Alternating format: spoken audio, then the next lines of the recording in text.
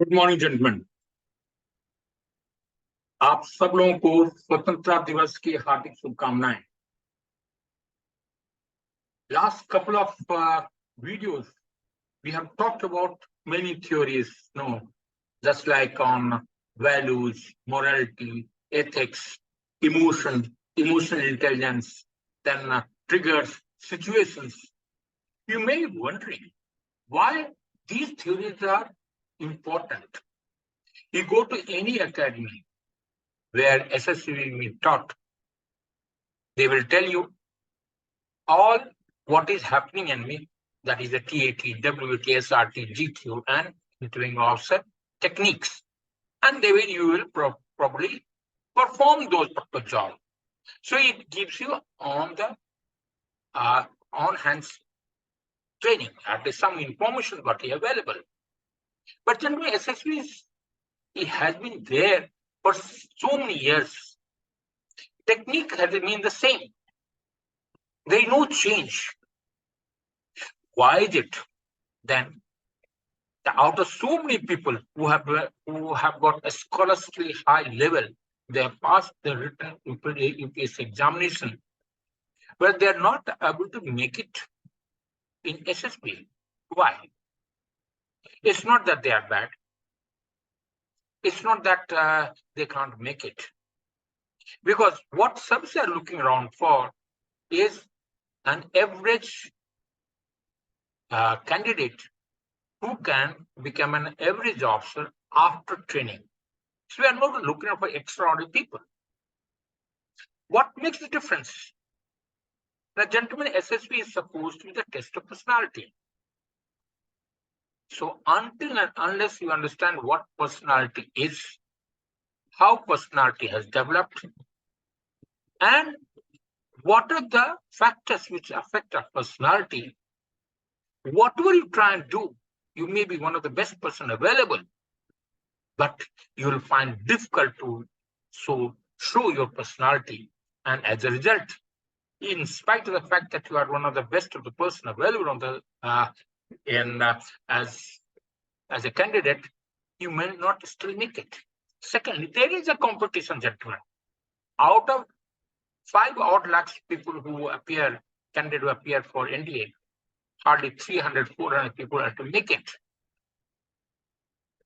Out of 5 lakhs, 5 to 7,000 are called for interview, and out of those, only 300, 400 people are make it. That makes it almost 0.2 or say 0.2, 0.3%. So it is imperative on us to understand what is psychology, theories behind it, so that we can afford to adapt ourselves and change if it is so necessary.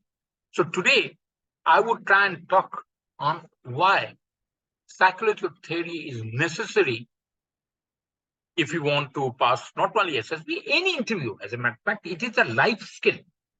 It is got, yes, it has something to do with SSB, but it is not restricted to SSB.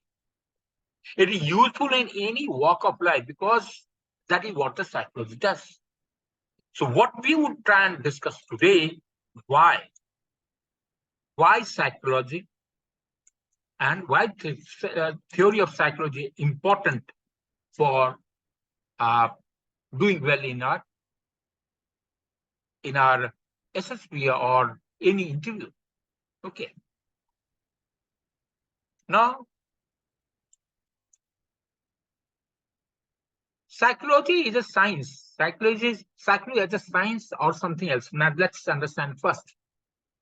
The science of psychology it is not coherently defined like any other science. Historically, this is known as the crisis in psychology. It is an important but forgotten problem. Solving it means we would know how to define mind, behavior, consciousness, and the self. Historically, psychology is used to be the science of human consciousness, which is different from mind as a whole. The new synthesis for solving the problem proposed regards the essence of hard problem is explaining what it is that causes the subjective conscious experience of being. Subjective conscious experience of being. Who am I? How do I understand that? Okay, so there is a lot of confusion. Many people talk psychology to be different. So it's a question of identity itself. Some say it is science of behavior, some say it's science of mind, some say it's a natural science, some say social science, some say humanity, basic science, health service profession, and a number of things. Any different people have got different views about it. Problems point to a central gap in our current knowledge systems and shows that we are operating from an inadequate conception of knowledge in general. Knowledge in general. Okay. So now, why and what is theory? First, let's understand what is theory. The term theory is used frequently, often means a guess, hunch, or supposition. This is what theory is. Many people dismiss certain information because it is only a theory. Common knowledge, this is what we talk about. You are talking theoretical, let's be practical. But practical only comes if you know theory. It's a dichotomy, We always say that let's not talk about there's a theoretical, let's be practical. But from where does the practical come? But the study of psychology and other scientific topics, the theory is different from colloquial use of term. This is a colloquial. Normally we keep using it. What exactly is theory then? Theory is based upon hypothesis, backed by evidences. Theory presents a concept or idea that is testable. In science, a theory is not merely a guess, and theory is a fact-based framework for describing a phenomena. In psychology, theories are used to provide a model for understanding human thoughts, emotions, and behavior. A psychological theory has two key components, gentlemen. It must describe a behavior, and you must make prediction about future behavior. This is where understanding a theory becomes important, because based upon whatever behavior pattern you are showing, predictions are going to be made. How are you going to behave in future? Okay. So now let's say some example of psychological theory. A number of different theories have been proposed and to predict various aspects of human behavior. Some of these theories have stood the test of time and are still well accepted today. Others have not not held up to our scientific scrutiny and may have been rejected altogether or partially accepted by researchers today. Example of psychological theory, which is still holds, is called classical conditioning, attachment theory, erection theory of psychosocial development, fluid theory of psychosexual development. Each theory has contributed to knowledge base of human mind and behavior. Some theories, such as classical conditioning, are still well accepted today. Others, like fluid theories, have not held up so well and have been mostly replaced by new theories that better explain human development. But you may question, but why do we still talk about fluid theory? Well, that's the fundamental, gentlemen. From there, at least it gives us understanding how our personality has developed and how it becomes what I am today. How did I come to be? So it gives an inkling, it gives a door. From there we can understand ourselves. Normally there are four categories of psychological theory. One is called development theories. Development theories provide a set of guiding principles and concepts that describe and explain human development, just like Kohlberg theory of moral development, Erickson's theory of psychosocial development. Second is called grand theories.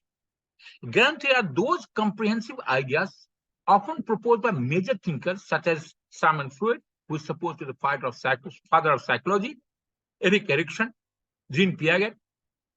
Grand theories of development include psychoanalytical theory, learning theory, cognitive theory. These theories seek to explain much of human behavior, but are often considered outdated and incomplete in the face of modern research.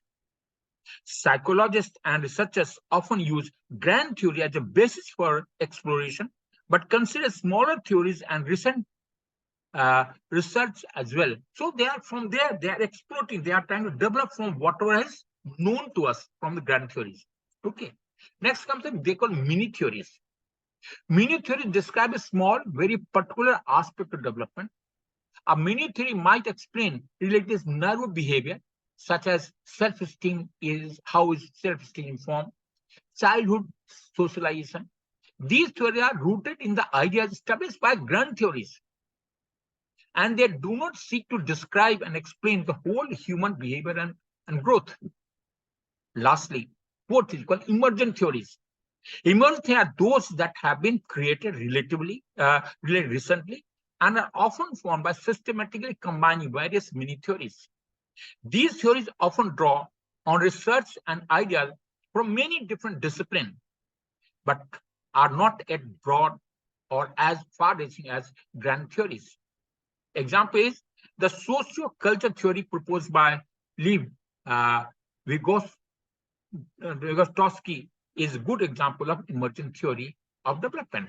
Recent development in information technology, then computing power, understanding of human brain, they are all adding up. And the probably development which has occurred, some theory which have already been proposed earlier, development from there has helped us to evolve further. Exactly, evolve further. Having seen this, why as a candidate or a person who wants to have some place in society must study psychological theory? In psychology course of personality development capsule, you may be questioning the necessity of learning about so many different psychological theories, especially those that are considered inaccurate or outdated. Why should we talk about, we still talk about Newton theory. We still talk Bohr's model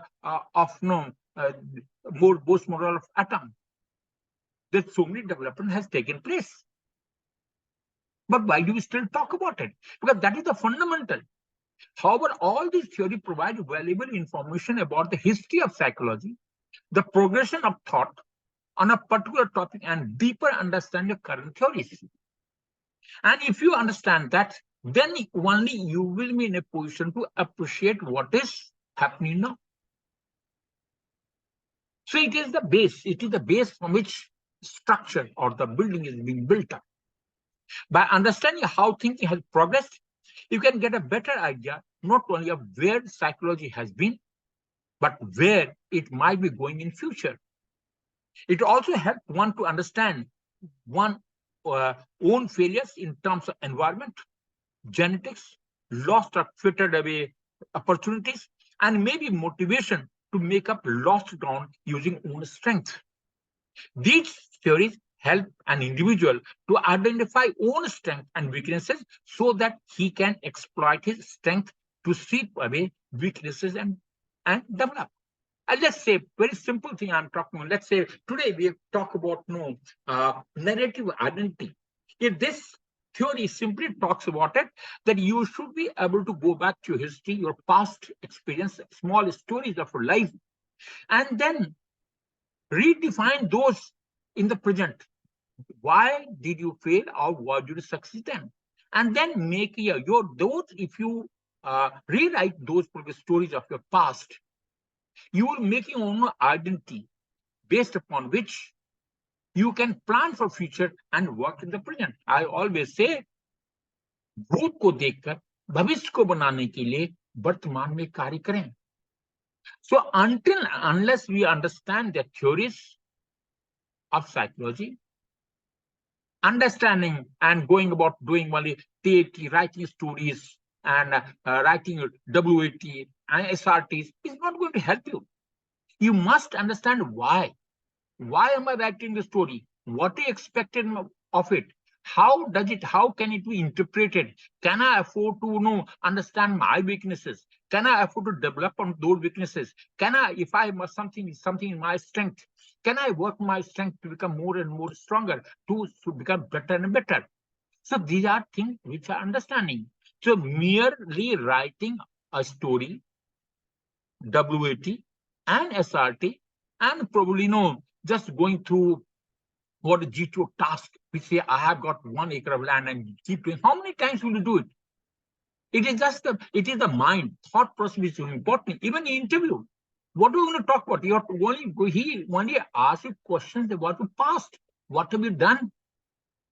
You may have faltered, but what is the road ahead? And unless you are in a position to bring out what is, I may have faltered, but what is the road ahead? Failure is nothing wrong in failure. गिरना गुनाह नहीं है, लेकिन गिरकर नहीं उठना गुनाह है. So understanding of the theory of psychology is very, very important, and we must not neglect it. And it is not only for SSB, it is for any walk of life, any interview, even if for your own home and other places, because it is our interaction with the society, which is always important. Okay, thank you, gentlemen. And again, wish you all happy Independence Day. Thank you. Jai Hind.